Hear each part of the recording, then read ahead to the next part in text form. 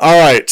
So thank you everyone for coming and joining us tonight as we dive into episode 16 of Rise of the Sovereign. We're going to do a quick recap of episode 15, and then we're going to do, actually, let's do this. Let's introduce everybody first, then we'll do a recap, and then we'll jump into the action for tonight. So before we do the recap, let's do our introduction. So above me we have... Hi, everyone. I'm Ellie, or Elbel. I am a full-time Twitch streamer. I have just jumped into Dragon Age. Ooh. Never played it before, so this is a fun experience between that and Baldur's Gate and D&D. I'm getting all of the awesome things, and I'm excited to figure out what's happening after we've traveled so far. Right. So far, you've played ESO, Valheim, Dragon Age, Baldur's Gate. I'm sensing a theme here in your streams. Just a little D&D. D&D. Right. It's perfect. All right. And tonight you'll be playing... Anne Hothmore. Yeah, right. The important part why we're here. Like Anne Hothmore. Arcane Trickster Rogue. Arcane Trickster Rogue. And then below us, the person who always does the wrong things. Go ahead, Danny.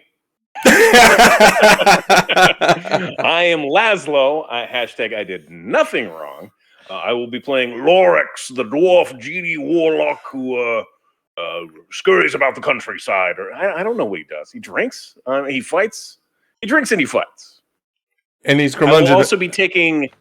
I will also be taking more credit than I deserve for Ellie's one-shot that she has happening on Sunday. That's right.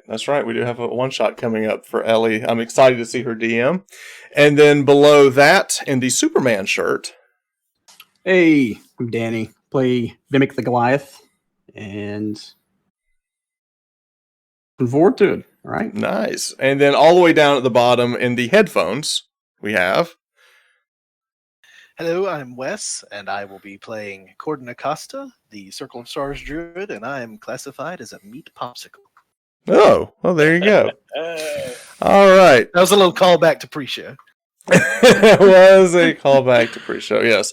All right, so now we're going to do a quick recap of episode 15. Last game, we saw our adventurers. They were crashed in a alien ship or something, in a different dimension or different realm. They didn't exactly know where they were, except they found out they were somewhere called the Barrier Peaks.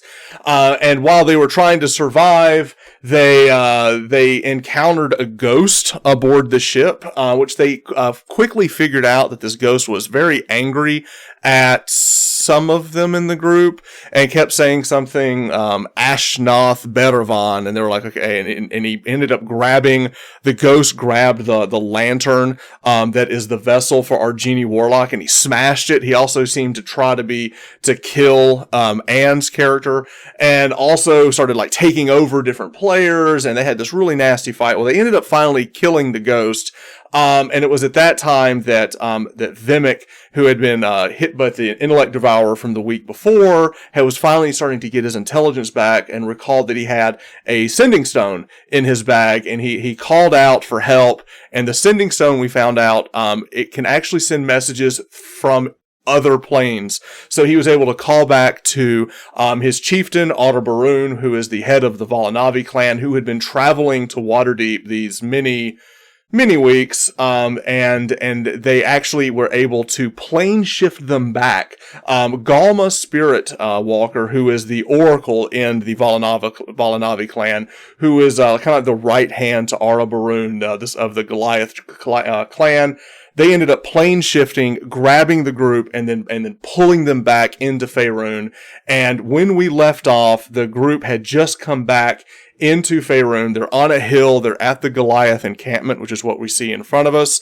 And what we ended up seeing is not only were they tired and exhausted from their travels, as it was kind of early morning, but also from the fight with the ghost.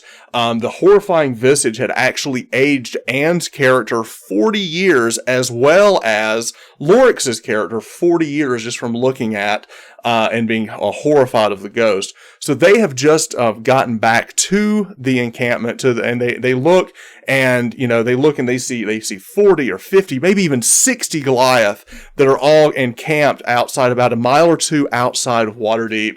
And that is where we're going to pick up the game. It is basically morning or late morning. They just shift back into camp, and they're looking about. They see the ocean coast behind them. They're up on a hill with several tents and caravan of all these Goliath, both men and women. The entire clan, the entire tribe has traveled from the frozen north, and they're moving over to rally to the sovereign, to the Baravons, to Miles. They're answering the call of the sovereign as well. So they have traveled all the way back.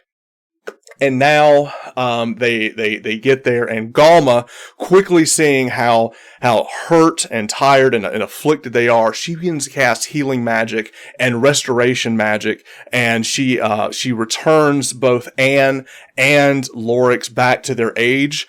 But in doing so, it completely exhausts them, and they immediately just they do return to their youth, but they're also exhausted from. There's something to do with shifting from plane to plane. It's just exhausting on the body, and also all the restorative magic. So it is not until later that night that those two awaken from their rest. During that time, Cordan and Vimak also were able to get that much needed rest, because they didn't get a lot of rest while they were kind of crashed and marooned on this frozen, the barrier peaks. So we're going to be picking up the game. It is the evening of the day that they've gotten back. They've basically slept through the day. They've rested through the day.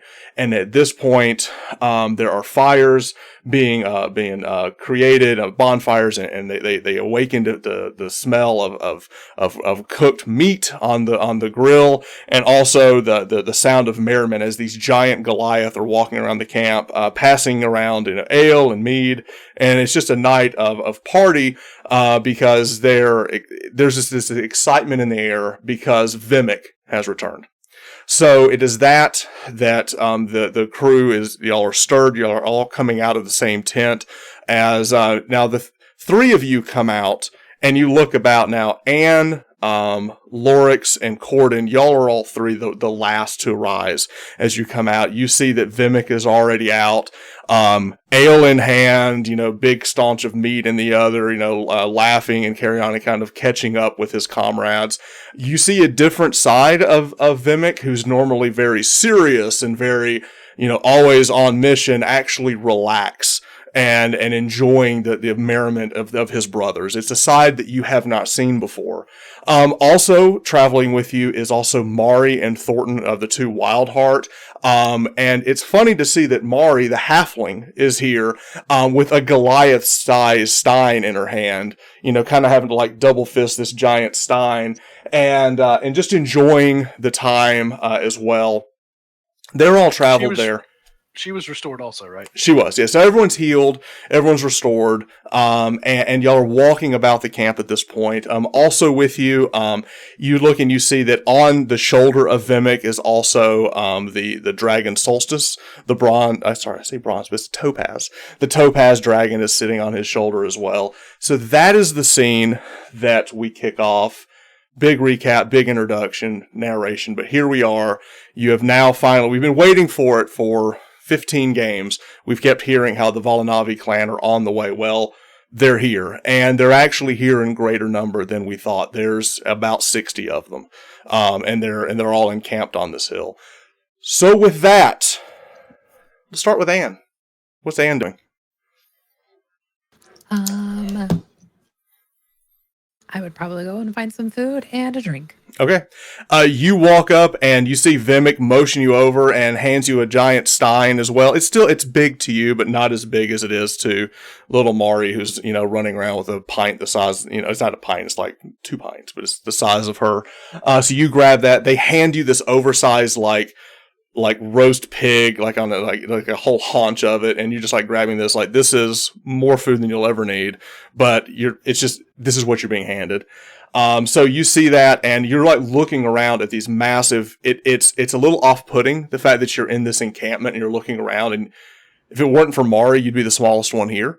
which is odd because they're all 2 to 3 feet taller than you. Okay, with that, I Lorex. changed to make myself a little bit bigger. Oh, you just. So I make myself a little bit taller. I make my hands a little bit bigger, and just to be able to hold things a little easier. And so I'm not so small. You're still Anne. You're just slightly taller. Yeah, probably. Yeah, I like that. I dig good that. chunk. Being able to hold and drink and Right. You just- WNBA and So she rises to the challenge. All right, Lorex, what are you doing? Lorex is going to go up to Vimak, and he's going to grab a stein of mead as well. Say, Vimak, I haven't seen you drinking like this since your first night in Undercliff. Oh, it's time for celebration. Drink. This is mead from the mountains. Mead from the mountains. It's quite good. It is. It's actually quite good and quite potent. You can tell this is like a double for anywhere else. Yeah. So this is better than the swill we got at Beatles that night. we were waiting on the turtle. We were waiting on someone who I forget who. We drank far too much that evening. The gentleman with the weird accent. Yes, I remember. That's right. Yes.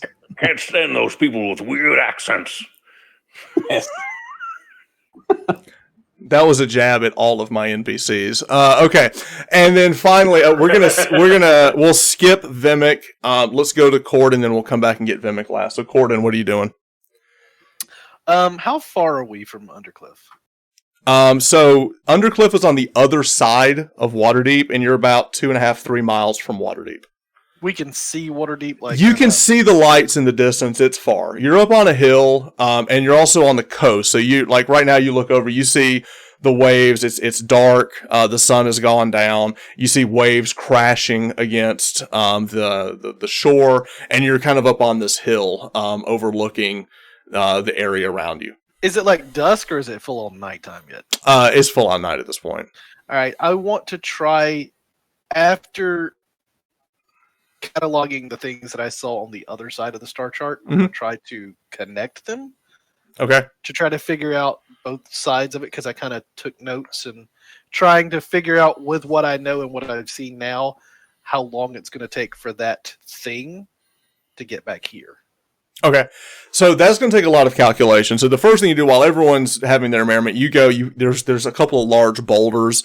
You go flop down on one of the boulders. You look up and you scan the sky, and it would be the north eastern sky. You can see the comet, the Yoskayan comet, or whatever it is that you saw. Now that you've actually seen this thing up close, but you see it, and it's still about where it was, a couple of weeks ago when the last you gazed on it. But now looking at it, it has a whole new meaning from when you last saw it, because now you know more of what it is. It's not just a comet. All right. So I'm going to be doing all that. All right. So while you're doing that, Vimak, what are you doing? I'm going to introduce everyone, and I'm going to call over Arbarune and Galma. Okay. If they're okay, so found. Arbarune, as he makes his way over to you, he is the tallest of the Goliath here. His stature is massive as he calls through, and as he's walking through, all of the other Goliath, they kind of nod their head in reverence of this mighty warrior chieftain that's walking through. He has a stein. It's half full. One of the Goliath reaches over, takes his stein, hands him his own that's full to make sure that he's always got a full stein. It's a sign of respect. And as he comes over, he goes, Vimak, good for you to be finally with us again. And he raises he raises his sign and he goes, to Vimak, the champion. And everyone raises up their steins as well, and they all sip. And he looks over and goes, I have good news. Do you remember when you left us with that egg? Do you remember the egg? Yes. Well, it hatched. We have it with us. Would you like to see? Is it a blue phoenix? It is. It's small, but it lights our path at night. Galma, bring out Fire Feather. And with that, Galma comes out, and sitting on her shoulder looks like a large blue turkey. With the end of its wings it's like blue, and in the very edge of the wings you can see that they're kind of slightly lit as she comes over, and she just kind of pushes it off, and it kind of like turkey flaps to the ground, and as it does that you see smoke and cinder coming off of the blue like flame of the wings as it kind of lands. You saw a much larger version of this on your previous adventure, but here we have this adolescent turkey, but you know that it's a blue phoenix, as it is kind of like waddling through and seems to be answering the commands of Galma. Nice. I'm also going to say, I've also had an egg hatched. Oh, we see. What is this small lizard on your shoulder? Supposedly, it's a Topaz Dragon. Topaz? Yes. Strange gem. Did you name him that yourself? No. His name is Solstice, though. Well, we need to feed it. See if it gets bigger. If I'll not... call to Anne. Anne, bring over Soot. Soot would fly over. Okay. So you come over with the pseudo-dragon Soot as well, and Arbrune looks over and goes, well, is that thing going to get any bigger? No, it's not. It's just mini. Well, if it comes down to it, we'll eat it. And he kind of laughs, and everyone kind of laughs with him and everything. And Anne doesn't laugh. Anne does not laugh at all. He's small, but he is very valuable. Oh, so Vimak, so tell us of your adventures. We've only heard rumors and a few messages you sent us. What has been going on? We are answering the call of the Sovereign as you did. I will. So they know nothing. Have you been in contact with Miles? No, our only contact was with you. Okay. Yes, we need to fill you in on a lot. There is a threat here that we found out is not only local, but on a universal level. I'll recant, all the tribulations we went through on different planets, and I'll be like, up to the sky. I don't know if they, and I believe that's what that is. So why are we being summoned here? Like, what is the reason for the Sovereign to call in this favor? I suppose to battle the Collective, who are the masterminds behind all of this, taking over worlds, cities. What exactly? Have you fought these things? Collective, yes, they are Illithids, mind flares. And Arbrune has like a blank stare on his face, and Galma, she walks over and she, carrying her staff, she kind of leans over and goes, yes, I've heard of these. They live under the mountain.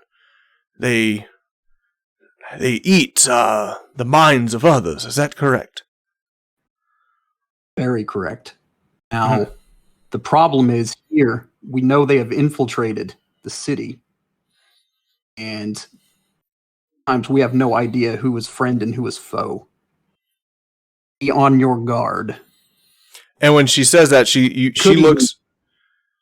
Galma looks over to Arbrune and says, the cloud giants speak of these Illithid. They say they are slavers. They take over one's mind.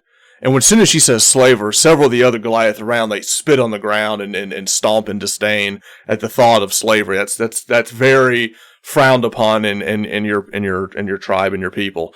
So as soon as they say that, all the Goliath around them goes, we must fight these. And Arbrune looks over and goes, you were about to say something else. What is it we need to know about these Collective? How are they simple to fight? Can take your body over. They have minions who will literally leap into your body. And I narrowly escaped being taken over by one myself. Took me a week to recover. So I think that the biggest danger is that we don't know who to trust. We have a miniature giant space hamster that helps with that. Wait, wait, what? What did you just say? Yes, we have a miniature giant space hamster named Boo who can sniff out illithids in disguise. I don't get it either.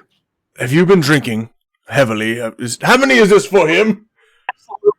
Yes. But then I'm going to recount. I'm just going to be like, look, the guy we're working for, Miles, the head of the Sovereign, he's the lesser of two evils. I'm not sure I completely trust him as well. No offense, Anne. We don't know a lot. No offense taken. Well, he does seem to be the lesser of these two evils. But he is one of these Beravan that we are sworn to. Yes. He holds a lot. He's very reserved. He holds a lot back. So I think getting the straight story from him should be. But he is fighting these enslavers. He's in Lithid. Is that correct? Yes. Well, we are bound to serve him and to fight the slavers. So we'll keep a wary eye on him. But we must do what we must do. Be vigilant because these illithids like to infiltrate. So. Well, vigilant. I believe we are too keen and will not be tricked by them. Yes. All right. And your friends, are they to be trusted? Yes, this is Anne. She is kin to Miles. And Arbaroon looks over you now that you're larger. He goes, "You're quite large for a human. I like it." Thank you. And this is good.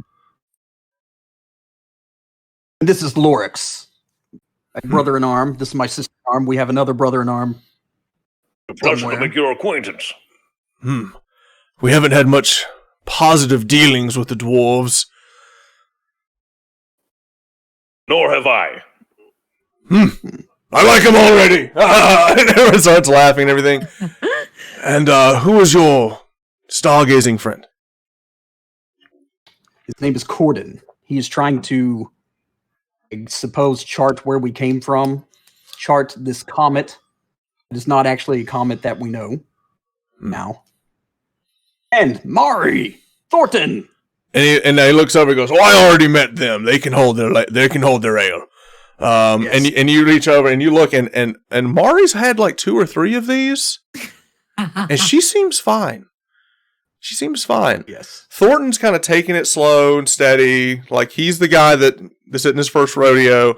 Mari, on the other hand, she's had a few, and you wouldn't know it, but she's hanging with the Goliath, which all of the Goliath are getting a kick out of this because they're like, there's no way this little thing can hang with us, but they're enjoying her trying, giving it the old college effort.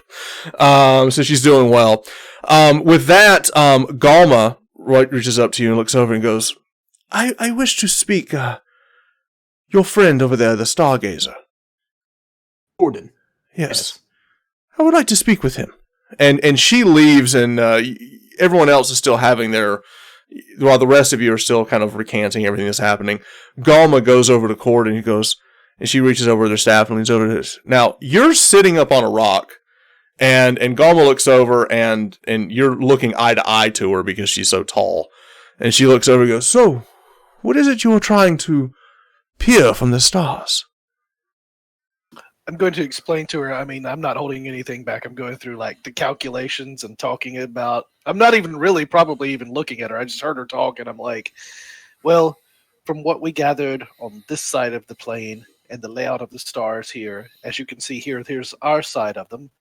If we calculate the trajectory of the you're losing her a little bit with the trajectory, but keep going. I'm trying to figure out how long we have before it arrives here. Because what we saw when we were on the other side was that this interstellar vehicle is distributing spores over the planets.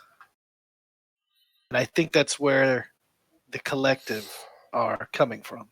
So, I want to stop you for a second. You're trying to do some arcane study, I believe, to ascertain how long you think it'll be in here Is that what you? Yes. Okay, well, you do that. I will also try to figure out the same information. How are you going to do it? I will contact the storm giants, the seers. They can tell future events and when things will happen. Instead of guessing, they can just tell me. Huh. I guess that could work. Well, save us some time. Right, well, you do it your way. I'll go back and do it my way. So she leaves. Notes. Yes. We have 2. Well, she leaves, and she stops and goes, "What did you say about space dusting? What is that?" Spores. Think of it as, and I'm going to lay out the analogy of how, like in nature, you can find things that infect a host. Mm-hmm. Like, there's some ants that are anybody that would be around nature knows that some of the mushroom type things that infect. Oh, the spore from mushrooms. Yes, we're familiar with that. The same, I think, is with this released into the air. I think it happens with humanoid hosts. I will ask And our seers. I will ask the seers about this. And you see her leave, and she goes and sits by the fire, and you can hear her chanting something softly in the distance. Is there anything else you want to do? Yeah, after I've worked on this for a little while, got my bearings, I want to cast guidance on myself. Okay. And I want to try to attempt to commune with Falcon the information that I've gathered. Perfect. Give me a religion check with guidance as your bonus. Communing with Falcon. Ooh. That's not with a bonus, though. Well, let's get the bonus. 4. Oh, okay. So 12. All right. 12. So that was a loud roll. All right. So you try to give this information, and while you feel distant and you feel disconnected in a way, you do feel that you're relaying the information correctly. You just feel distracted. There's a lot going on as you're trying to commune. There are 60 Goliath around you laughing and drinking and merriment, and it's hard for you to completely lose yourself in the focus that you need. Can I make another attempt and let me try something different? How different? I'm going to shift into the Astral Plane and attempt. That we can do. All right, so you disappear into your robe of stars to try to drown out all of the noise. And at that point, you are now looking, you are in Faerun, but you are looking about the astral sea. You are seeing realm space. You are seeing all of the different realms and the lights that are beaking up and around. So this time, roll again. I'll give you the guidance, but I don't normally let you do the check twice, but I like the fact that you're removing yourself to do this. Right. I'm wondering if I should shift to the to the dragon as well. It's your call. Yeah, I'll shift to the dragon. All right, so you disappear into your robes. You use your Circle of Stars ability to turn yourself into a mimicry of the circle of the dragon constellation. So now all of these points of light just illuminate from your body as you are in the astral sea, and you also kind of become a constellation unto yourself. Now give me the roll. Woo! That's even without the guidance. Right, so that's 21. Go ahead and give me the guidance roll. All right, so 22. All right. So what happens here is as you do this, all of the sound and the distraction has melted away, and now you are one with the astral sea. You begin to give this information out. You feel it being received, and you also look down and you see a glimpse of what looks to be a druidic army being raised by several beings of nature, and you see several animals and druids being shifted and marching towards Waterdeep in the distance. It seems that some of your friends and members of your guild have been actually collecting themselves in secret and are now moving stealthily through the woods. There is an army amassing, and they're heading towards Waterdeep. Excellent. I will shift back out. Okay. All right, so that's what you've done. Now, as this is happening, let's circle back to Vimak. So, Vimak, you are sitting next to the fire with Arabarun. You're trading battle stories, and you're at that point where you're each like share like, I got this from this mean old goblin who poked me, and you're basically kind of going back and forth and kind of sharing your battle stories. Several other Goliath of the Inner Council have come over. In fact, one of your cousins has come over that you know, Gale. Gale is your cousin. He walks over, and he's younger than you. He's always kind of looked up to you, even though he's about 3 inches taller than you. And he looks over, and everyone's just enjoying hearing all of the grand adventures and the battles that you've had over the last several weeks. You've been, kind of leading. They think you've been leading the charge for this group, and he also goes, "It's amazing you've done so well with the help at your command," and it's just because to them anything smaller than them is just not as good. It's just how they see things. It's total respect, but at the same time they're like, yeah, but they're doing the best they can. It's this arrogance that they have just because they are the biggest and baddest things from where they came from. So it is during this time that Cordan is in his astral sea. Lorex is drinking and seems to be lost in thought as he's staring into the fire. And Anne is getting to know some of the female Goliath that are there. They've all kind of like, they've taken you in and kind of talking to you. And as you talk to a couple of the female Goliath, one, their stature is equal to the men. It's only in like some of the feminine expressions they have that you even recognize them to be feminine, but they are as much a warrior as their male counterparts. In fact, you see that some of them are carrying around scars and special battle tattoos and things just like the men. Like they charge the battle the same as the men. And it's very interesting because it's very different from some of the things that you've seen in Waterdeep. It's just a different culture that you're really enjoying, just seeing how strong and proud the war maidens of the Goliath. And it's while you're having this conversation that another Goliath comes like stomping up and running up into the crowd, and he kneels next to Arabarun. He goes, Arabarun, sir, and he goes, oh no, sir. She says, Pava, stand. And he looks up and he goes, in the distance, I saw a mass. This darkness. I believe I think we're about to be under attack. There's a large force gathering in the woods. And with that, Arabarun goes, good! And he drinks his ale and he goes, everyone to arms! And with that, the entire camp just erupts in excitement and cheers as everyone goes and starts grabbing spears and lances and axes and swords and shields. And you see that they all start going and start lining up on around the what looks to be like a battlefield, and everyone is amazed at how fast these Goliath went from sitting around eating and drinking in merriment to picking up arms, armor, donning stuff, and running up, and quickly.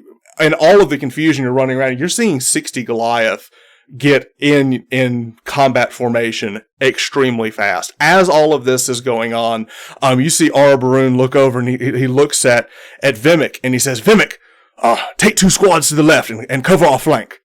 And he looks over and he goes, and the rest of you, I don't know. And he goes to the front line. Galma looks over and she sees Anne. And she's like, Anne, you stay with me. She sees that you're holding a bow or a strap to your back. She goes, you stay with me, protect me. Can you do that? I can do that. And everyone kind of looks and at this point, Cordan, you come back from the Astral Sea and you see this scene of mass chaos as all the Goliath are running around and starting to form like lines in front of you. What do you want to do? I'm just going to follow Danny. Just I'm not listening to anybody. I'm just walking. Okay, so you see Vimak running with his giant maul. He's kind of running off to the left, and then Lorex, what are you doing? When I see Anne go off with the with Galma, I'll follow them. Okay, so the two of you are going with Galma. Cordan, you're staying with Vimak as he kind of moves off to the left. You look over, and Vimak, there are 20 Goliath to the left, and as soon as you walk up, they all salute you, and he goes, the champion will lead us! The champion will lead us! And with that, you look over, and now, and you move up, and Galma is kind of like getting up on a higher ledge off to the right of the encampment on the highest point. And she walks up there. You have to kind of scurry up there, and you look, and in the distance, you see dozens and dozens of beings moving through the woods.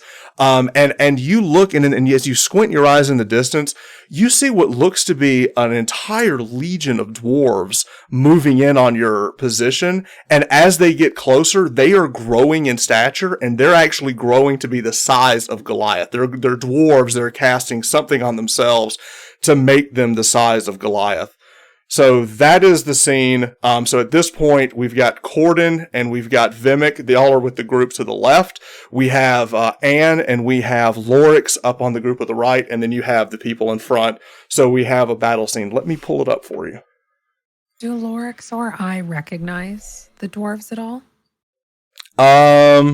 Lorex, your keen dwarven eyes, you both notice that they have very pale skin and look to be albino. You believe they're to be Duergar. So this is a very big map. Not the same as the Storm Pikes. No. Clearly different. All right, so you'll have to zoom this out to about 60%, scroll down to the right, you'll see the scene with the encampment. I'm going to move everybody to where you're going to be at the start of this. The way this works is the Goliath tokens, each token represents 10, and then I've also made them bigger because they're taking up more space because there's 10 of them. All right, so we're going to have, let's see, Vimak. You and is Solstice with you, I'm assuming? Okay. So you guys will be, so Cordan and Vimak are moving to the south with these two. Goliath, Lorex, you're moving up top with this regiment here, this last 10. That's also going to be where Galma is to protect this flank. Soot is going to be with Anne. Mari and Thornton are moving forward. They've gotten to be friends with Ara Baroon, as he's got these 30 up front. And they're kind of creating what we call like a phalanx. I don't know if you're familiar, where they all kind of line up together, and you see they all have shields that interlock together in a line, and that's what they're creating, this line here. What is amazing to see is as they're making this line is that you see both the men and the women. Some of the men are carrying the shields for the women who are actually carrying the large weapons. So it's weird to see. It's just different that in this, it has nothing to do with sex. It has to do with the prowess in battle, that some of the men are actually protecting the women, or vice versa, just depending on their status in the clan. And then we see Mari and Thornton as well, moving up, and they're kind of staying side to side with Ara Baroon. So what we're going to move into now is going to be mass combat. It will look very different than we normally see in Dungeons and Dragons. It's it's more cinematic and narrative, and we're taking it from the rules from the Strongholds and Followers book from Matt Colville. So this will be my first time running this as well, but like I said, it's very cinematic and it's very narrative. So it's less about, I'm going to cast this spell, then I'm going to do this, as more, we're going to be rolling for the armies, and I will kind of narrate what you are doing in those things. Does that make sense? It'll run really quick. All right, so what we're going to do is I am going to show some unit cards. So what we're seeing here is the Valanavi clan. These are your stats. And then we're going to see the Duergar Raiders, and those are their stats, okay? So a quick tutorial for this, what we're going to be doing is, if you look, you'll see they have power and attack. So what they're going to do is they're going to take turns fighting each other. The power, we're going to roll that first to see if they win the fight, and the power is going to go against the defense. And then damage is basically their power. So you do attack, And then if you were successful that, then you roll power to see if you actually inflict casualties. We'll kind of talk about the rest as we go, but that's the very basics of it. So what we're going to do is we're going to have the, now there is an advantage that the Goliath are going to get for having the high ground and being in a defensive position. But we're going to be... It's over, Anakin! It's over, Anakin. But basically what we have is we're going to have the 80 dwarves that we have are going to be going first. So to start combat, the Goliath are outnumbered, but they have some advantages. So the Goliath are going to meet the challenge of the dwarves as they come running in. So as this is happening, as the dwarves are charging in, what is Vimak doing? Vimak's going to look over at the Goliath, like, right, Valanavi.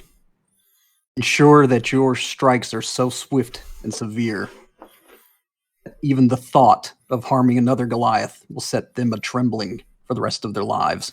Let the only cries from your mouths be war cries. The only screams be war cries. Oh! All right, so you started. They all start. They all start to go, and as soon as they hear that, Aura Baroon catches it as well, and he starts chanting. He goes, "Not one of us will fall today!" And they start banging on their shields and everything as they're preparing to march out. Now the Goliath are smart. As the dwarves are charging the battlefield, the Goliath are staying back and holding the position of the phalanx, or holding their shields together as the dwarves move in. So the dwarves are going to get to attack first. And so what we're going to do is we're going to see, I will roll for the dwarves.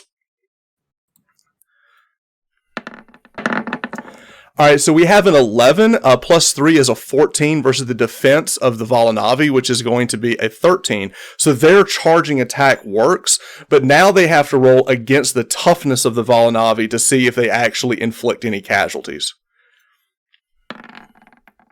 And that's a 20, so they do.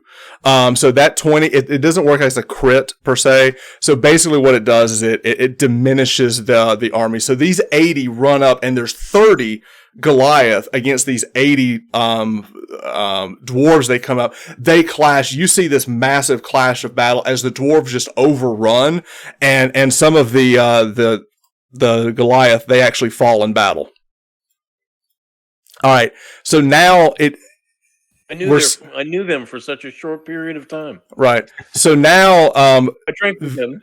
Vimak brings around the rest as they come into flank. These 10 here move down. There's a couple of standing back protecting Galma, because as this comes forward, this isn't just like, something you'd see in Braveheart or Excalibur or something where you're just seeing like smashing his shields and stuff. The dwarves in the back are actually are pelting magic missiles, and as those magic missiles come over the dwarves, you see Galma like casting up these shield spells and protecting people from the magic missiles that are flying about. So there's a lot of magic. You see the dwarves are actually growing, and they're actually the size of the Goliath as they're smashing into each other.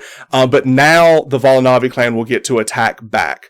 So what we're going to do now is we're going to roll, and they're going to roll a 12 plus 3 is a 15, which is enough to beat the defense of the Duergar, and then they'll roll their damage. All right, so 5.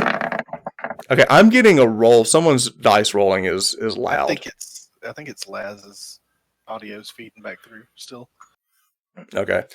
So they rolled a 5, plus their power of 2 is a 7, which is not enough for the toughness. So they're basically pushing back and holding the position, but they're not able to inflict some of the dwarves are falling, but not a noticeable impact. And that is the first round. So as this is happening, some of the ranks are broken, and the Valanavi are starting to get overrun by the dwarves. So at this point, we're in a narrative state, but while this is happening, basically what we're going to see is, Anne, you're up here next to Galma, and you're letting loose the arrows, and you're kind of like trying to protect from the high vantage point. You're able to make some marked kills. Soot is staying directly next to you. Lorex, you actually are using your flight to kind of hover above. You're shooting Eldritch Blast down. Y'all are able to hold that position extremely well. Where the break came was the 30 up front that was just overwhelmed by the 80, and it's broken through the phalanx. And then Cordan, you're back, and basically what you've done at this point, Cordan, is you've turned into the chalice, and you're using your spells to heal and then additionally heal the others. So your line is holding extremely well as you're able to kind of revive, and not revive, but like basically heal the mass of damage that's coming in. Then we're going to move into the next round. So at this point, I need to let you guys roll. It's going to be the Volanavi clan that's going to attack this. So Danny, will you roll a d20 for the Volanavi clan? So this will be the attack back. Okay, so 13 plus 3 is a 16, so that's going to be enough to basically push back against the dwarves. Now let's have someone else roll. Cordan, you roll for the power attack. For the power? Yeah, just roll a d20. This is basically the attack is successful. Let's see if you can actually do any damage to them. So 7 plus 2 is 9. Okay, so the fight is still going. The Volanavi clan are holding ground, but they're still not able to deal enough damage to kind of break through. And at this point, the Duergar fight back, and I'll roll for them. So the Duergar make their attack of a 16 to the defense of a 13. So they're pushing. Do they actually... 12, but that's not enough for the toughness. So basically, all of the stone's endurance, the rocky flesh of and the healing that Cordan is giving is pushing back. But it's at this point that some of the dwarves have pushed back and are beginning to climb the hill that Anne and Lorex and Galma are on. And one of the Volanavi, as it's running up and is about to attack Anne, you see this giant dwarf come about to attack you. You see all of these spears hit it from the side. As you look off to your side, you see that someone else has entered combat. Oh.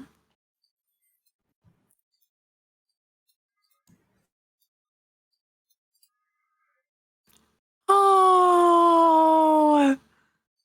About 20 Kuatoa are running out of the water, and they have entered the fray. Lorix's Kuatoa. Lorix's Kuatoa. They have come into the fray as well. I hope this is making sense for people in chat. But we're running through our first mass combat as we have the Volanavi clan and now the Kuatoa are fighting off the Duergar. So Lorex, give us an attack roll for the Kuatoa. 15. That's going to be an 18. It's actually a 20 because they have surprise here. And now roll a power attack as well. So now that they're successful in pushing them off, now roll for damage to see if they can inflict casualties. 12. That is going to be enough. And we have gotten rid of them. So they're able to run. Casualties have been inflicted. The mighty Kuatoa. All right, so now we go to the top of the next round. We're going to go back now to the Volanavi. So let's have Cordan roll this time. Actually, let's have Anne. Anne hasn't rolled yet. So Anne, you roll for the Volanavi clan. Oh, 18. Okay. And now let's have Vimak. Let's have Vimak roll for the power. Let's see if he can. I'm trying to give everybody a chance to roll some dice here. A 4. All right, so the Volanavi are basically holding the position, but they're just trying not to be overwhelmed by the mass of the Duergar. Now the Duergar are going to make their attack back. Uh-oh. That's going to be more Volanavi are gone. All right, now we go to the Kuatoa. So Lorex, give me another roll for the Kuatoa. Uh-oh. They are they're basically holding position. They have moved to hold position against them. Now we're at the top of the next round. So this battle is going on for a while. There's blood going everywhere. There's healing going on by Cordan. Cordan, you're blasting left and right. One thing that we saw when the Kuatoa killed off some of the Duergar is that a couple of the Duergar, when they fell, their heads actually exploded as these intellect devourers came running out of their heads. The Kuatoa were quick to run. You saw one of the Kuatoa reach over with his bare fin and punch one of the intellect devourers dead. He grabs it and eats it. And there's just this is a grisly scene of this combat that's going on. But now we're going to start at the top of the next round, which is the Volanavi. So now let's have Vimak give us an attack roll, and then if that's successful, Cordan will give us the power roll. So let's go for the attack roll. 14, that's going to be successful. Cordan, give us a power roll to see if he actually can inflict damage. That is actually going to work. Yeah, that'll work. So that will ace one out. There are some bonuses that are here that I'm trying to just streamline to make it easy. All right, and now we go to the Duergar, who are going to attack back. And they are not. They're starting to weaken now that we've actually managed to push some of them back. Kuatoa, Lorex, give us a roll. Yes, mass combat happening here. All right, the Kuatoa 15. That is going to be successful against the Duergars now. And give us a power roll to see if they actually manage to kill some of them. Oh, so close. Actually, it's a 12, and that's enough. Yeah. That is enough. All right, so the Kuatoa seem to be turning the tide. Even though there's only about 20 of them, they're able to hit that flank, and now the Duergar are starting to get pushed back. I actually have to make a morale roll, which I hard fail. 10 on the back runoff. So they have broken the morale from the Kuatoa flanking them, and then Vimak leading the charge up to the south. They're actually half diminished at this point, and the battle is turning quickly. So with that, it's the top of the round. We're going to go to Volanavi clan. We'll just keep going this way. Vimak, give us the attack roll. Oh, okay. That's a hard push from the south, and then let's see if we can get some damage here. So Cordan, give us the power attack. 8, still not good. They're holding strong. Okay, and the Duergar are now fighting back, but at half strength, so they're getting minuses. All right, so at this point, they're starting to actually fall back, and the line is pushing up. All right, Lorex, give us another power by the Kuatoa. The power of the Kuatoa. Attack! The Kuatoa, and did the Kuatoa eat more of them? Let's hope they do. Yes, they do. Another morale check. Oh, yep. What'd I roll? Another 2. All right. So at this point, they are all going to break and run. So you've killed 40 of them ish. The rest of them break and run. The Volanavi stop and will not give chase as the rest of them run off.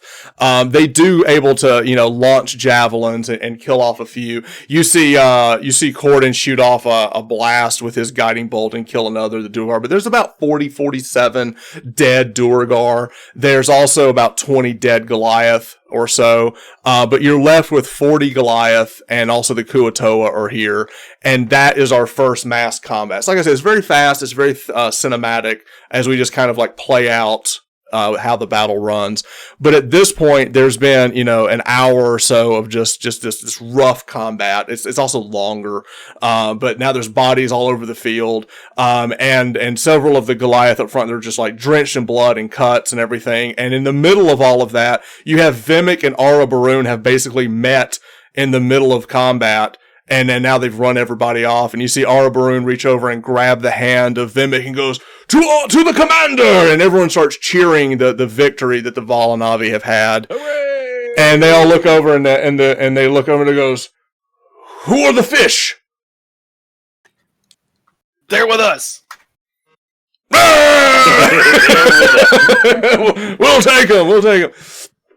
So now, is yes. there anybody that I can try to save? Like, is there You anybody- do. You manage to save some, but for the point of narration, there's about 40 or some odd Goliath left, but there are several that fall in combat.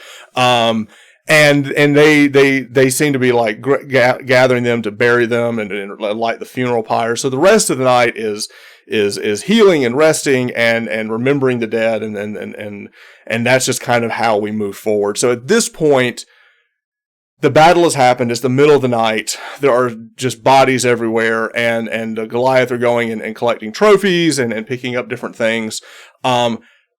What I'd like to do now is kind of go through a little bit of role play to say, like, what is each one of your responses to, like, you've had all these small skirmishes. This is the first mass combat.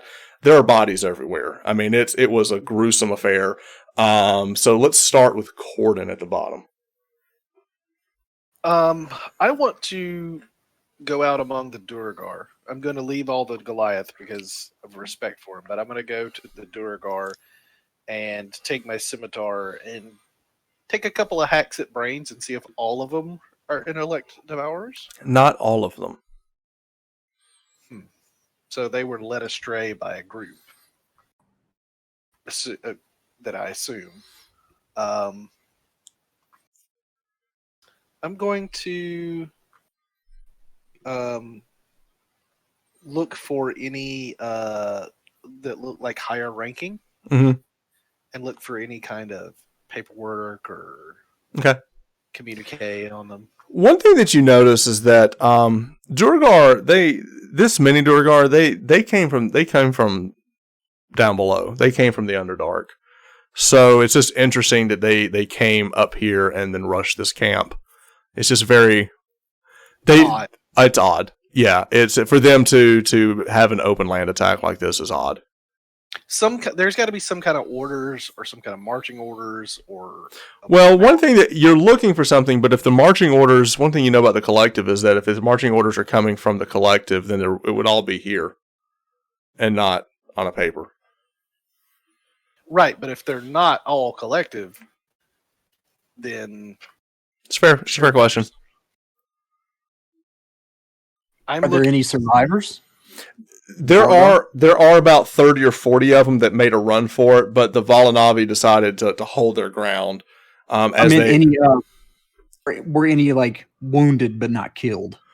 There might have been, but your compatriots made sure that wasn't the case. Yes. All right.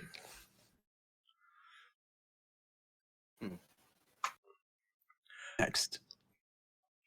All right, so that's Cordan. Lorex, what are you doing after the aftermath of the fray? Lorex is congratulating the Kuotoa on a job well done. You also notice there's admiring their fighting strength, and there's a lot more of them. How many more of them? Well, there was about 12 before. How much is a lot? Well, you had about 12 that you can recall. Now there's about 23 of them, almost doubled in size. Oh, jeez. I was gonna say 2 seems like a lot of fishmen to me. But yeah, 23. That's even more. Right. And one of them. I'm saying hello to the new ones then. You're saying hello to those. One of the ones that you made friends with. Their introductions. One of the ones you made friends with, a Hilfin, that you had fed fish to. He goes, yes, I recall Hilfin. He goes, oh yes, we knew you were fighting, and we heard from the water. Yes, more of your friends. Well, yes. The word. Are you familiar with the elementals? No. Yes. I'm familiar with elementals. Well, the water elementals, they sing your praises, and word is going out in the deep of your greatness. Our belief makes you stronger. I see. More of this, then. Very well. Well, let's celebrate our victory and to the water elementals. Oh yes, they sing your praises as well. And they all rush up to Lorex, and they all rush up, and some of them that are bowing to you, and the other ones are kind of like trying to put their like little like fishy paws on you and like lift you up, like and like carrying you around. No. I'm slapping away fishy paws. All right, well, Lorex does not want to be fondled by fishy paws. they're trying to pick you up, and they're like, "Consensual fishy paws." okay, no, they're gonna stop. And go, well, how may we serve you? You may serve me by not keeping your fishy hands off of me. Oh, well, but you have already served me well with your prowess in battle. and they're like, You help join the others in helping protect the House of Harthamore. That's okay. Hang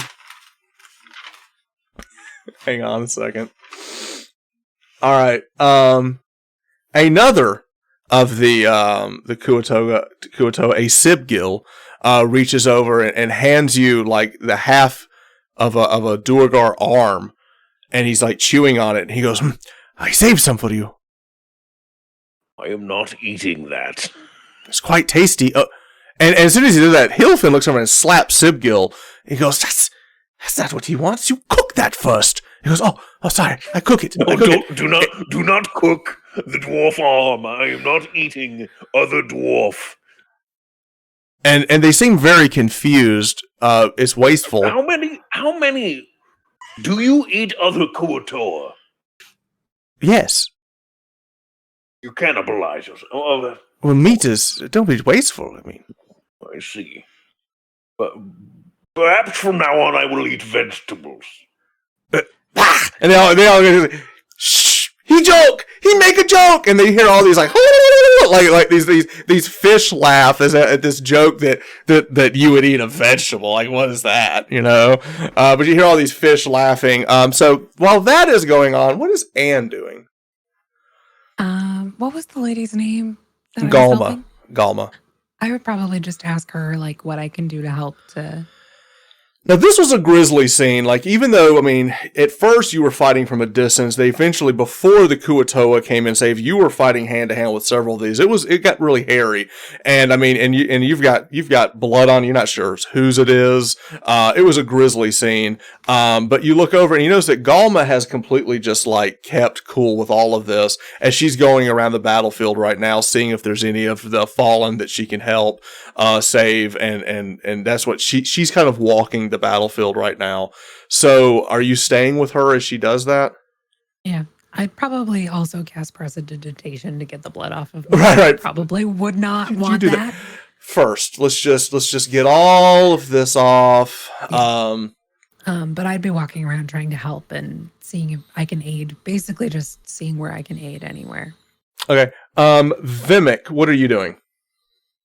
I guess I'll help with the bodies and, give them funeral rites, pyres, whatever. Send them off. So you're walking the battlefield, and as you are, you look over, and Solstice was right there with you, like letting out these breath attacks and everything. You look and you see that he is missing. You quickly kind of look around because he was there just a minute ago, and you see this scene in the distance where all the Kuatoa are like worshiping Lorex, and you see Solstice slowly prowling closer to the fishmen. And like he's kind of like his front paws are down and his rear end is up, like he's getting ready to pounce, like he's stalking and hunting a meal. Solstice, no, not fish, no. Persuasion check. Oh God. Okay.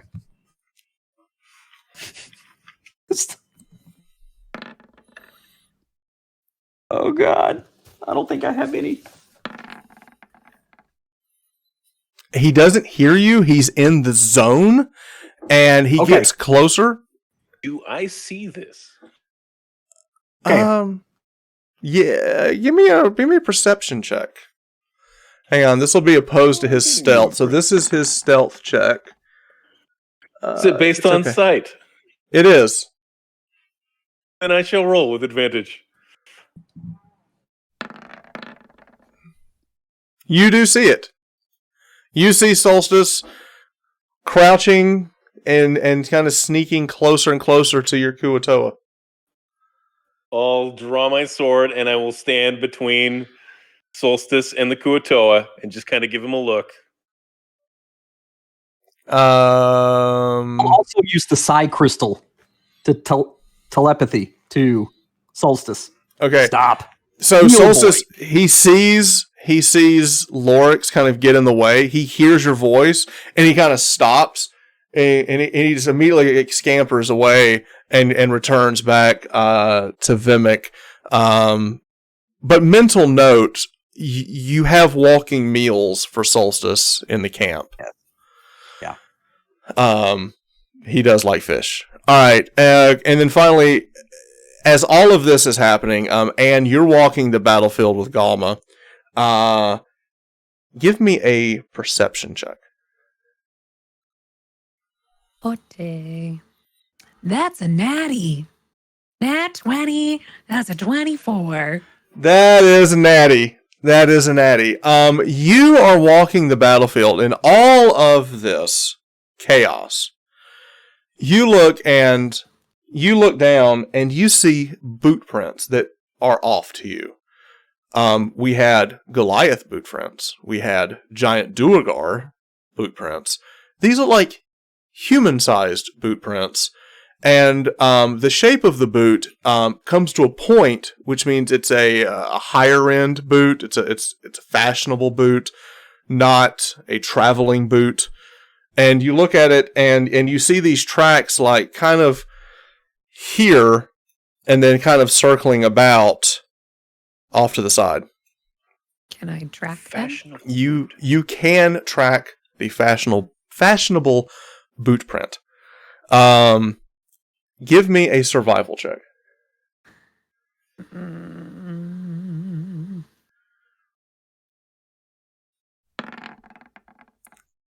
Okay, so 7. while you were in this softer dirt, and it's like you're on the beach sand, you were able to track it pretty easily. Once you got into this brush, you lose it, and Brush this here. you're more closer to here. Okay. And as you lose it and you start looking around, and you hear this voice look out and goes, "Why are you with these people?" Can I see where the voice is coming from? You turn around and look. It seemed like it was coming behind you, but it's hard to tell.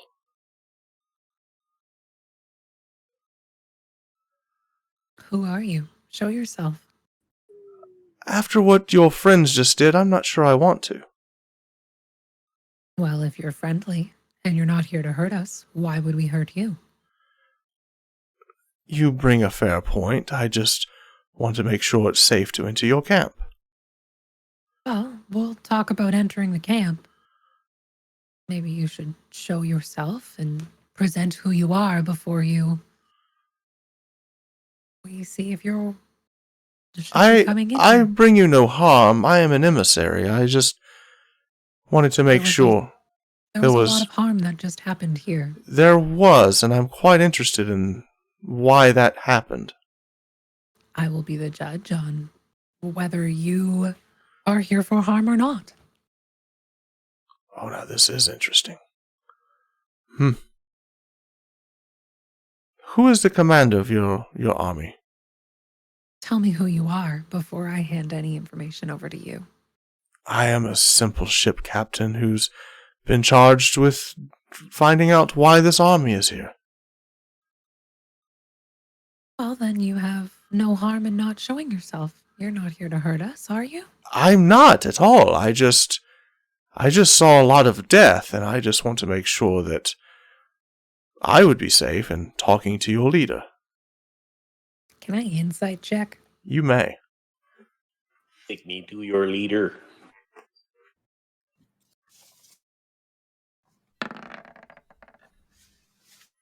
$16.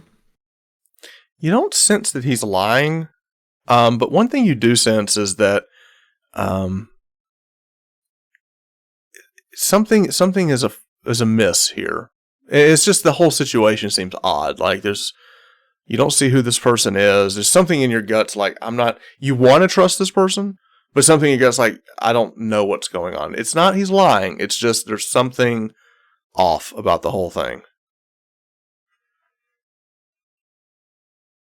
And it also may be that his voice doesn't sound accurate. Well, until We can't help you if we don't see you. I guess that is fair. Will you give me your word that you will not harm me? For the moment being, yes. Well, I guess that's all I can ask for. And standing about 15 yards away from you, north, next to this rock here, you see the shadows bend, and out steps what looks to be a seafaring individual, human, a large hat with a giant plume coming out of it. Let me see if I can get a picture for you. He introduces himself as Captain Zardoz.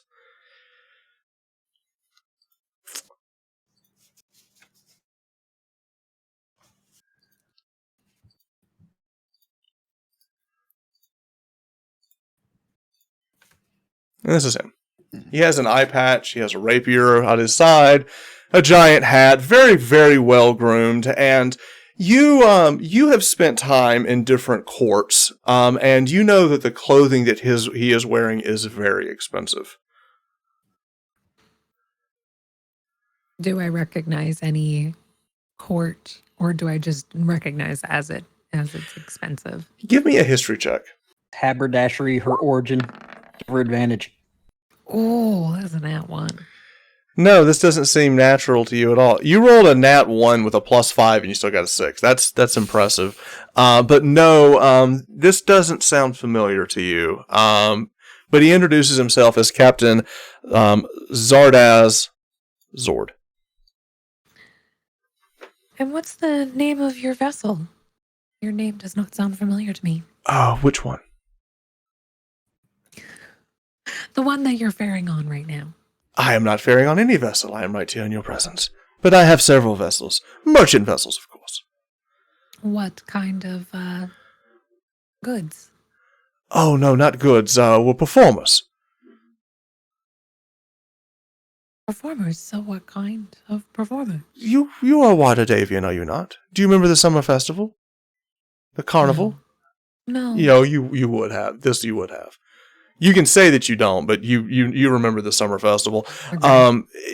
All of the performers, the street performers, we're a traveling group, if you will. We're in the theater. Are any of my comrades close to me? At this point, Galma has taken interest, and of course Soot is with you. But everyone else, like Lorex is over here, you're up here. Of course, Soot is with you. Galma has kind of come around, and she's just been kind of watching in the distance. She goes, "Excuse me, gentlemen, what are you doing here?"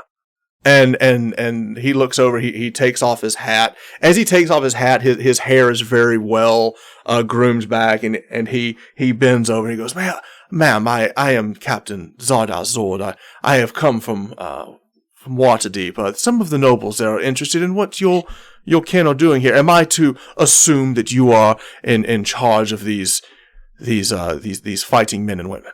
And she looks over and she goes, "No." But she looks over and she looks back and goes, and she calls out to Auto Baroon. Auto Baroon comes walking up. Can I send, while they were having, I would probably send Soot to get Lorex and Cordan and. Okay, so I'd be like, Soot, basically be like, and this way. All right, so Soot goes and kind of pantomimes, come follow me. Cordan, you're very quick to pick this up. Vimak, it takes you a second because you're still dealing with Solstice, but you all kind of come this way. Lorex, you're busy with the Kuatoa, but you see that Soot fly over to you and kind of get in your face. You have to stop Sibgil from trying to eat Soot again. This is not a first offense. And you kind of push him down, and with that... And I chastise Sibgil. I said, if you try to eat him again, I'll let Solstice eat you. And the captain, he comes as this group comes together. He kind of takes a half step back, still holding his cloak together, and he goes, "Welcome. Which one of you may I present as the leader of your group?" And Ara Baroon goes, "It is I." Now, Ara Baroon has not cleaned up at all, and it's like he tried to look the worst. Like he's particularly savage when he fights, severing body parts and stuff like that. Like he is just covered in blood. And he goes, "It is I." And the captain, Zardoz, goes, "Oh, but of course you are. I have come to seek and sit at your council. Will you have me?" And Rune goes, "It's mighty fancy talk. What are you doing here?" They kind of trade back and forth for a minute before Rune is not comfortable with him coming in the camp, so they sit at the edge here while the rest kind of clean up. But he's basically got all of you here, and Rune invites Zardoz. "What are you doing here?" And the captain looks over and goes, "Well, some of the nobles in Waterdeep had found..." As soon as he says that, as soon as he says some of the nobles in Waterdeep, I want to walk over to Vimak, and I want to stick my hand out and say, the item, may I borrow the item that you have for a moment, Vimak, the one that finds people in our area? Yes. And I'll pull it out. And I'm going to go behind Danny so that I'm not correct in any way line of sight, and I'm going to see... Hand it to him like we're baton racing. Yeah. right. enemies in our area. There are no enemies in your area. Okay.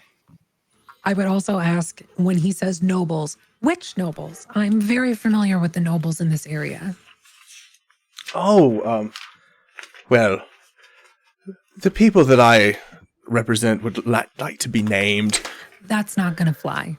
Well, I'm Who are afraid you? I told you I am a simple merchant ship captain, and I just came here to ask why you have traveled here, and just to make sure there's no violence or anything. And I seem to see there's already been. I'm hoping these were just ruffians, but strange times and strange things happening. I just want to make sure that everything is okay. We don't want to disrupt business as it already has been disrupted so much in the coming weeks, or the previous weeks. Is there anything else? Why are you here? Is it caravan or trade? You can't play both sides of the coin, though. Oh, but I can, because I own both sides of the coin, so I can. Can I whisper something else to Danny? Yes. I want to whisper, does the crystal let you hear his thoughts? Yeah. Well, not sure. It does. Let me look it up. It can. Okay. Why don't you? I will be dropping some eaves. On his mind. Mr. Frodo. What languages do you speak? Yeah. Giant, Dwarvish, Common. One of those. Draconic, Abyssal, and he Halfling. is. You speak all these languages? But I was going to keep going. This is impressive. There came a point I was like, wait, what? All right, so he is not thinking in the language that he is speaking, and you do not recognize the language that he is thinking. So what he is, but that tells you is that what he is speaking is not his native tongue. Does it seem at all familiar from when I was dreaming or when I was taken over? No. Okay. And I'll telepathy to Cordan. Tell him he's thinking in a language I don't understand. Lorex. Can you pick out some words and give me some words and see if I recognize them? Can try. You can. What languages do you speak? Abyssal, Celestial, Common, Druidic, and Sylvan. No. Lorex, what are you doing? So you two are kind of on the back. So Lorex and Anne, you're kind of up front, and Vimak and Cordan are kind of in the back, sizing up the situation. So for the sake of this role-play encounter, we'll say that Cordan and Vimak can interact with each other because they're kind of in the back, and then we'll have Lorex and Anne. So this party's not split, but it's just we're having a conversation. Does that make sense? So Lorex, are you just sitting here taking it in, or do you want to add anything? I'm real close to Anne in case anything goes wonky. I'm gonna be ready to spring into action. And my question is, how big is this body of water? Is this like a river? It's the ocean. It's the ocean. Yeah. Oh boy. Okay. Noted. Oliver Rune looks and goes, well, you seem to be a trustworthy individual. We have come here as a summons to a distant lord we owe a favor to. Baroon, I think that's all I would say. And he looks over and he's got it. I think I've got it from here. Better part of valor. Better part of valor. But the captain's most interested in Anne, and he looks over and goes, so tell me, what is your story? How did you come to travel with these mighty strong folk? By chance. Yes, chance. That is interesting. They don't seem to be merchants. They are carrying lots of arms and armor, unless they're selling arms and armor, which I don't believe they are. So what are they doing here? You came to see if there's any violence happening. There's a lot of violence happening. Well, it's over now. I don't want there to be any more violence. You understand. I'm simply here to see if you're peaceful travelers or not.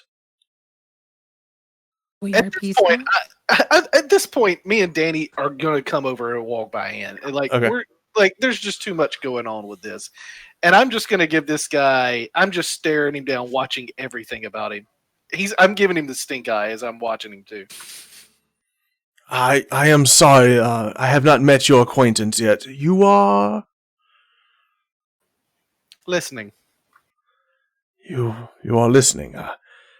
You keep strange company, and he's looking over at the bears that are they're still in bear form, and you see Mari's like in a bear, like drinking ale with the other Goliath, and he's just kind of looking over his shoulder. It's a strange scene between the fishmen and the Goliath. He's looking over and saying, "Yes, you know what this tells you?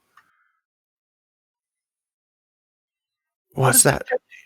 Well, you see Goliaths, and you see Kortoa, and you see halflings, and you see a dwarf, and you see a human. That means we tend to get along with people who are That's a solid like-minded. point. Yes, but I also just witnessed you murder several people. You witnessed us murder Duergar, who attacked us. How would you be responding if something attacked you? I will admit, it did seem that they started the fight, and then Arbor goes, and we finished it, and several of the Goliath goes, and they're all kind of cheering. And I'm going to say, tell me, friend, where are you from? Not Waterdeep. This is not your native language. Where are you from? Oh, I'm from here and there, a little bit of everywhere. Here's the problem, sir, is that Yes. you seem to be asking for a lot of answers but not giving any, which makes us not trust you. Only am asking for one answer. Only one. I have given you my name and my position You're and asking who I who we am. are. If I'm that is your simply name. asking, are you here peacefully? We We're are not here here. to attack Waterdeep. No. Hmm? We are not here to attack Waterdeep. No. Well, that's good. You're not raiding settlements or anything of that nature. No. Oh, well, that'll be good. My colleagues would very much enjoy that. I hope you And enjoy who are your your time. colleagues again? Just some of the lords of Waterdeep that were interested in I'm your... very familiar with the Lords of Waterdeep. I would I don't like to name drop. It's just... It's not my thing. well. Sorry, Danny. I think I. Go ahead. No. You what did you say? Does this guy have like a satchel or a pouch or anything? He does. He did look very, very well-to-do. Yes. I'm going to, with my cloud rune, sleight of hand, lift one of them. Whatever's obvious that looks like it would have anything in it. Okay. You may certainly try. Going to try. All right. All right, so we have a Goliath Cloud Rune sleight of hand check. The pirate or the merchant as he is. So we're going to go with the 13. Is that all of your bonus is a 13? What does the sleight of hand? Dexterity, I believe. Yeah. 13.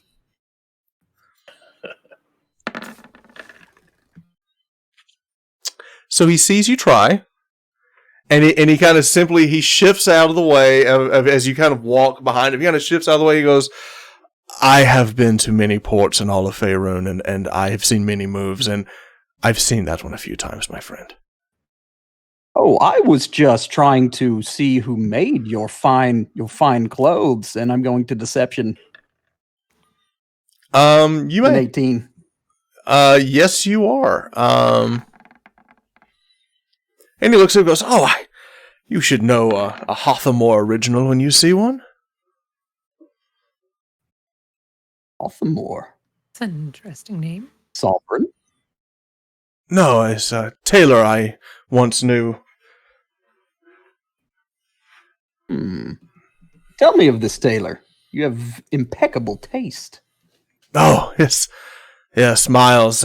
Fortunately, I don't believe he's with us anymore, but that's why this clothing is so expensive. It was some of the best in Waterdeep, and now they're collector's items, if you will, and mastercrafted. I will allow one insight check with advantage since you're all sitting there. So whoever wants to make the roll with advantage. I've got +6. Gordon. I've got +7. Ooh. And makes the roll +7 with advantage.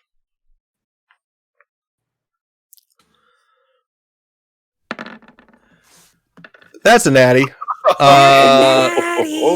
So everything he just said was true, except for the part where he said, "I don't believe he's with us anymore." There was a micro expression Did he say gave. Fortunately or unfortunately? Unfortunately. He's unfortunately, okay. So he seems to know that he's actually still around. Or at least doesn't believe the demise. There's something about that statement that was not truthful.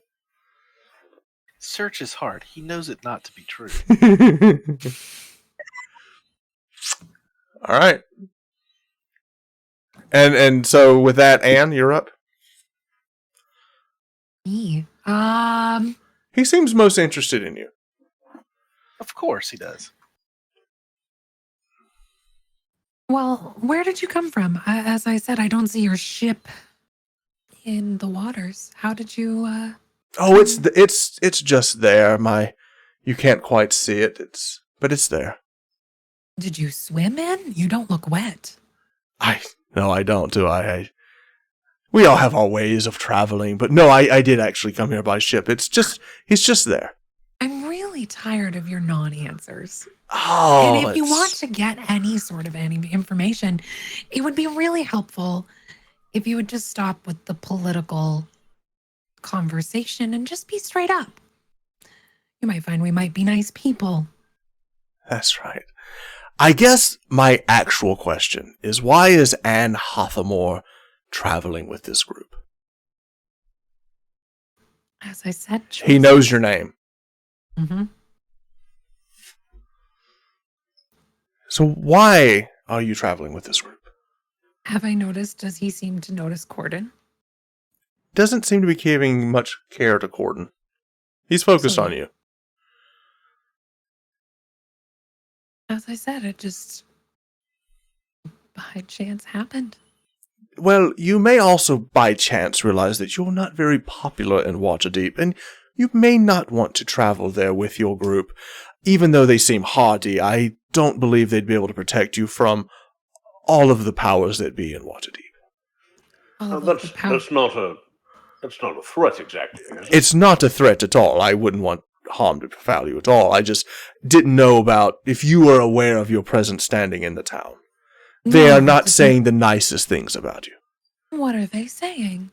Oh, I am much too much a gentleman to repeat those slanderous remarks. Why don't you tell me what they're saying about me? But you and your uncle maybe have caused this whole issue with the Feywild attacking the town. Lies, I'm sure. So, guys, Yes. quick I'm question. going to point at the 40 dead Dwergar and be like, these guys attacked us. What do you think we are actually doing out here? Should be more concerned with these dwarves. Could have simply been raiders or who knows. Oh, you don't know anything about why they attacked us, do you? No, I'm curious about that, but you didn't leave a lot of them Inside here for me check to on the question. no. Go for it. Get it. Yes, we got to take turns. Yep.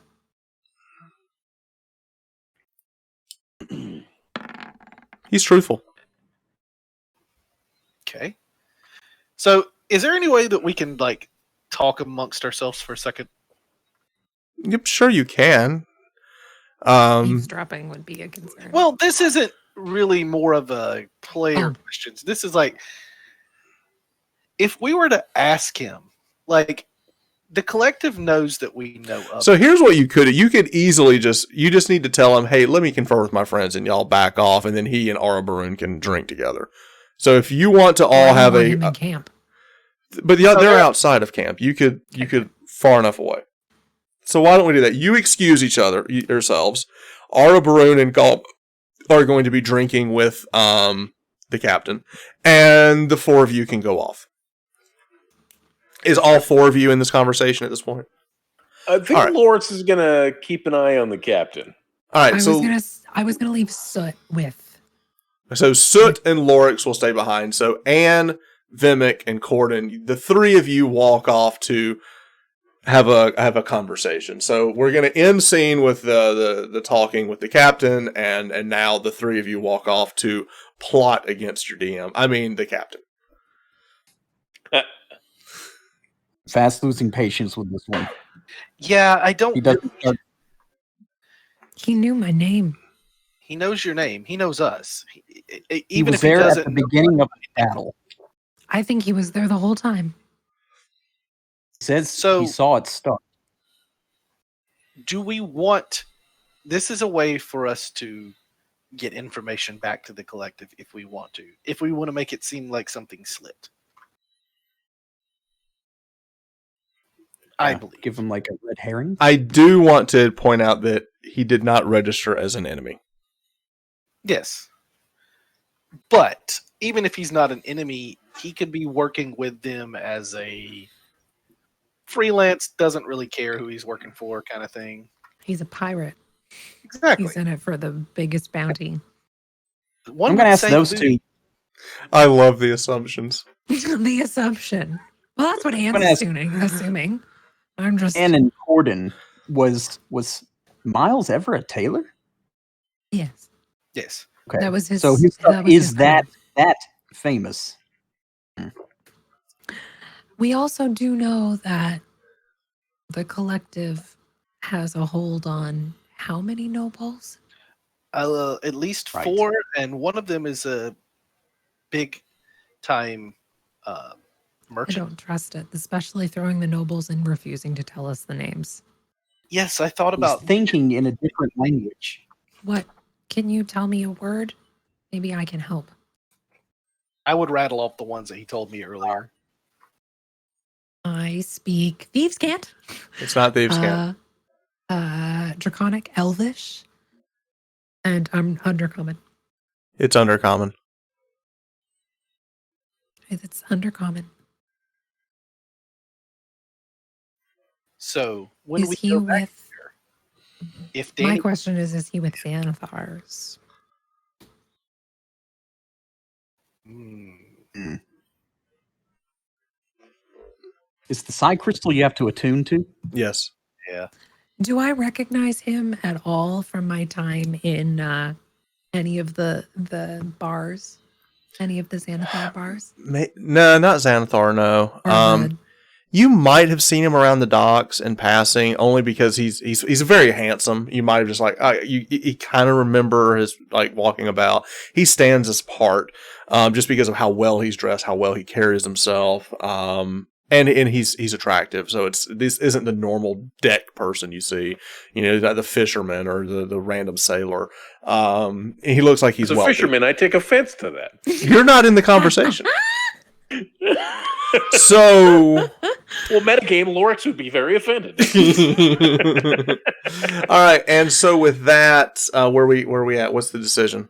Okay, I have an idea. Okay. What if we name drop some of these lords? Danny listens and relays to you what he hears after I mention each one of them. Yeah. Well, and the lords that we had to be careful of again were. And the way I'll bring them up is we have no problem with Waterdeep. There are a few lords who we don't get along with, namely blah, blah, blah, and blah. Perfect. Just to see what his reaction is. I wonder if we should mention Charlotte as well to see if he knows Charlotte. Okay. So do we have a plan? I think so. Okay. You're the relay man. All right. And we won't get the information until after the fact because Anne is going to be taking it all in. I will, and let's work out a signal for positively or negatively reacted to the names. Does anyone have comprehend language? The spell. No, but I do also can use my shadow mage hand if we would like me to pick his pockets. Okay. Right. Before we go back, I'm going to cast guidance on her and then we'll walk back over. Okay. Perfect. All right. So we're walking back to camp. There's been a lot of drinking and going back and forth, and Lorex, this conversation has gotten way more interesting as now it's just turned into war stories or adventure stories, and this captain has some great ones. Overcoming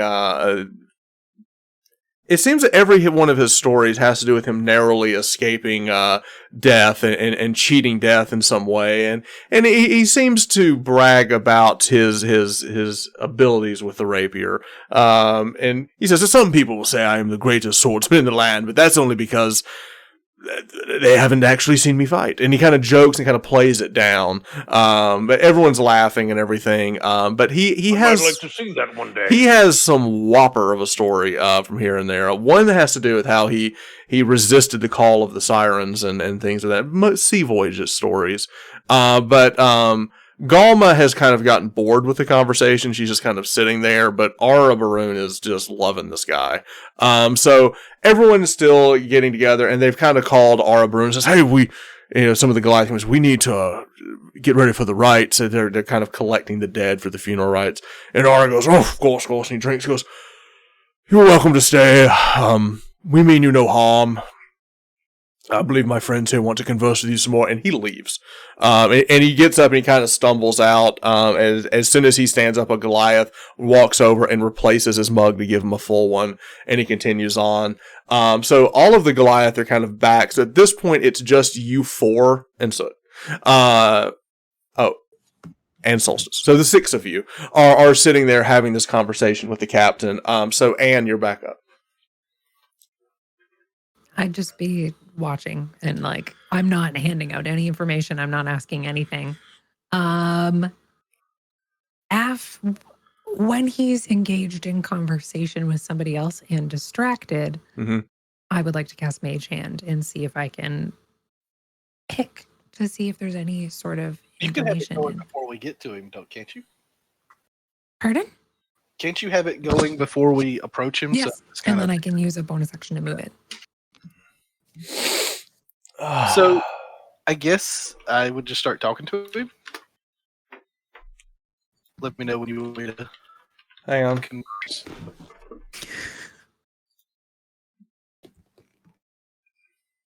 I don't know what the DM's looking at, but I don't like it.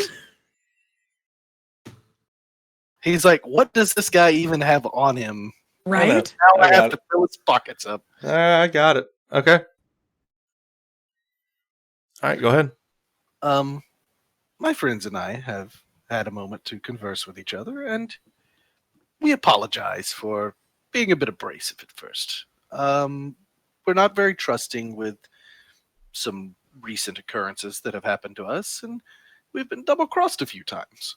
So, our apologies. And I understand that, and I know that some of you have told some lies, and I'm sure you believe that I've told some lies as well. So I propose, let's play a game. Are you a gaming man? I could go for a game. I propose that I put something out on the table here, or on the stone, as it were, and we'll each take turns asking questions. And as long as we stay close to that stone, it's impossible to lie. That way you'll get your answers, and I'll get mine. The only question is, who gets to go first? A challenge? How do we Game decide? last. Someone. How do we I decide? like this game less too, Lorex. How do we decide who goes first? We'll flip a coin. But I would like to say, I would only like to Believe it. answer questions. Which one of your coins? Any coin, it doesn't matter. But the question is, I don't want to be barraged with 4 of you, so it'll only be one. So one of you will do the asking, and we'll do the telling. So 1-on-1, we'll play a game of truth or truth. So who's it going to be, Anne? I'd look to Cordan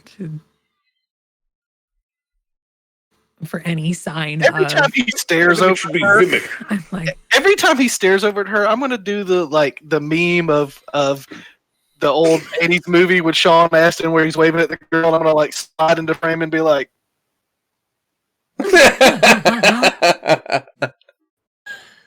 Maybe it's best that Vimak go for us.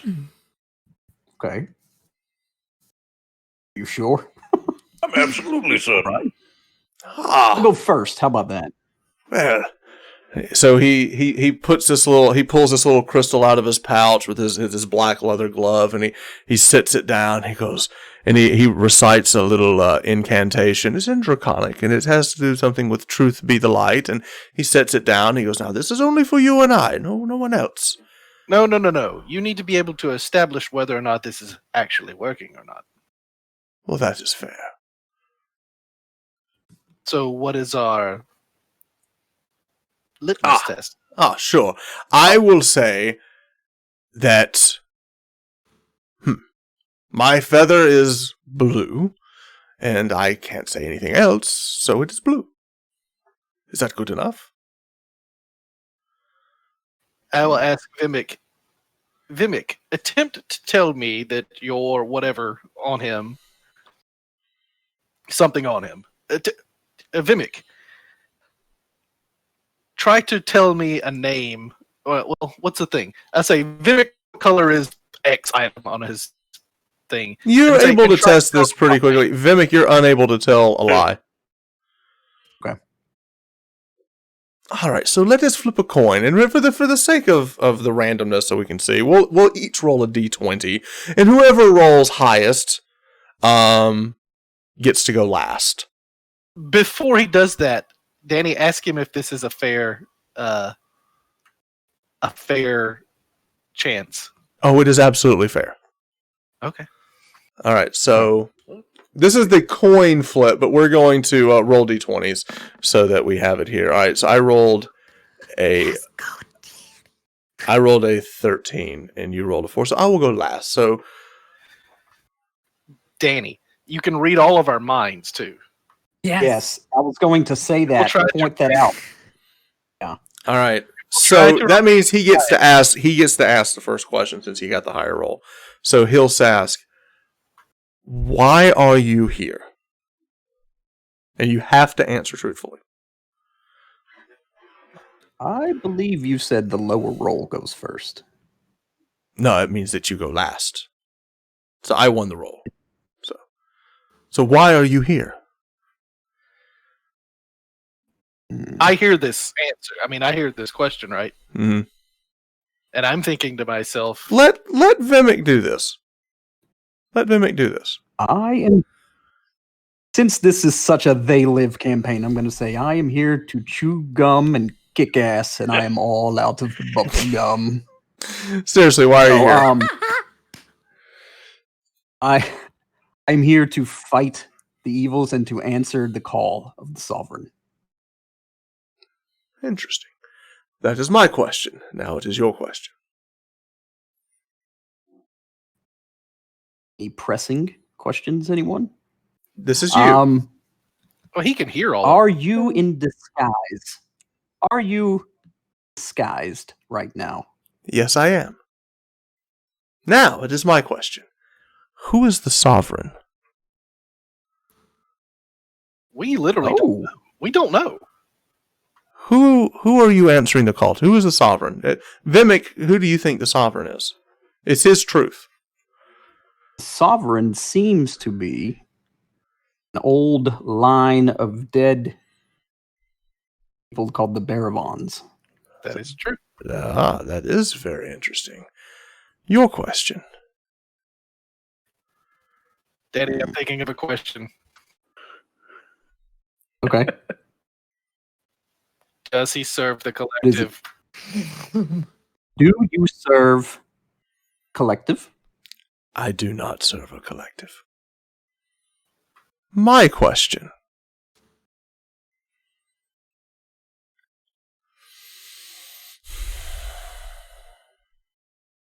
Did you kill innocent people in Waterdeep? No. Your question. Subjective, I guess. Like, Do you, sir? Did you ever serve the sovereign? No. In truth, I didn't know who they were. My question. Do you and your friends mean to harm anyone in Waterdeep? At all? Only if they have been taken over by the collective. Your question. Do you mean to harm us? To stop us from doing what we need to do? I have not decided yet. My question. Who is the collective?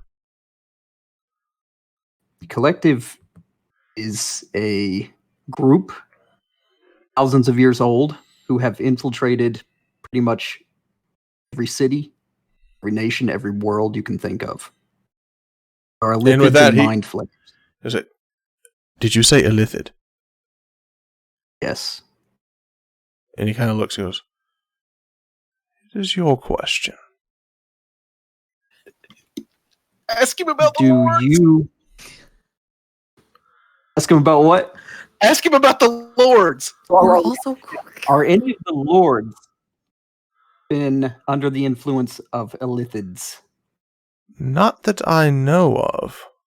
But he's Okay. saying this like he doesn't know. It's truthful. He doesn't know. Have you fought the illithid? I have slain many illithid.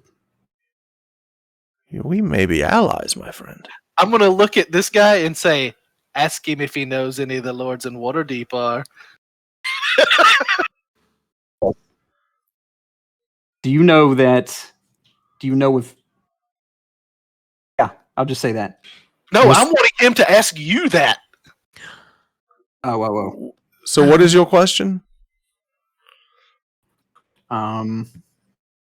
he said he was in disguise. Who is he? Who is he really? Let's say, who are you really? I was wondering how long it would get you to that question. My I name is know who you are. My name is Jarlaxle Banre. Yes, I've heard of you. Jalaxel. Banre. And with that, he loses the disguise. He's a drow. Yeah. That's why undercommon. So, friend, what you know of illithids? I have fought and killed many of them. And with that, he reaches over and he grabs the crystal. I believe we are done with our game. We both came and found what we were looking for. You now know who I am, and I know why you're really here. Yes. So my question is, what do you intend to do about this problem?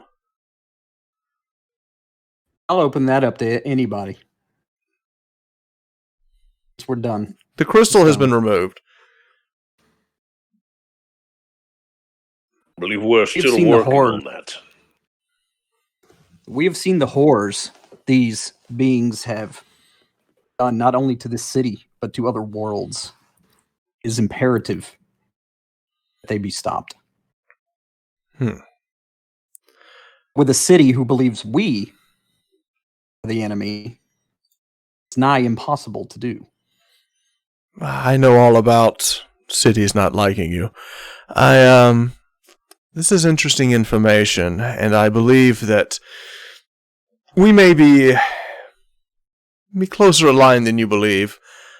I mean to set sail for my homeland, one of them, and I will rally some forces there and see if I can find more information.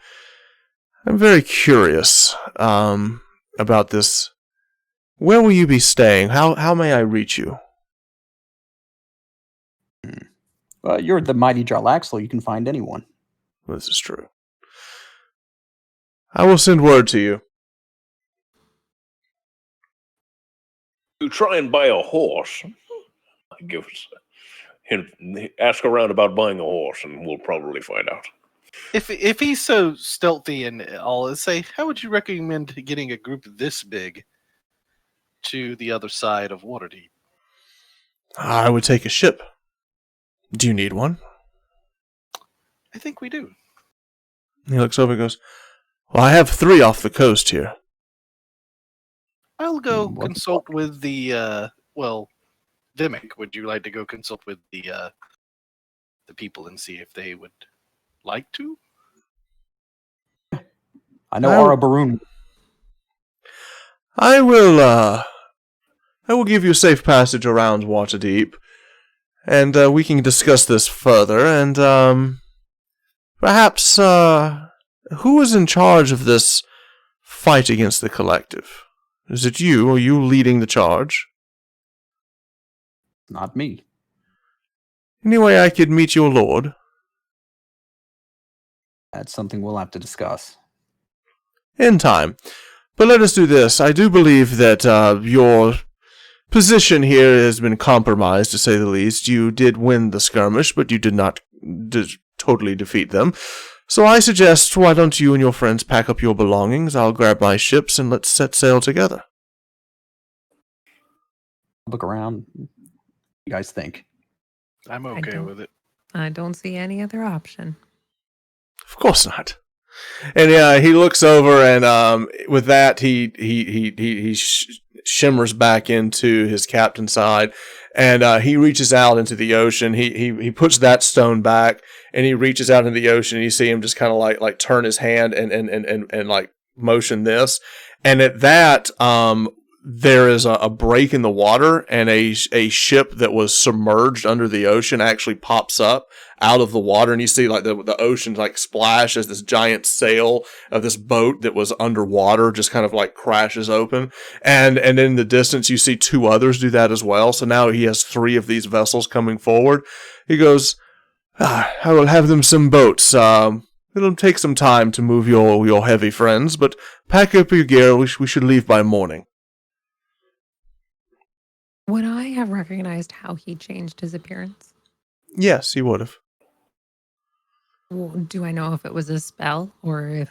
He has something on him that's allowing him to do it. It seems that he didn't use an incantation. He has an item that's doing it.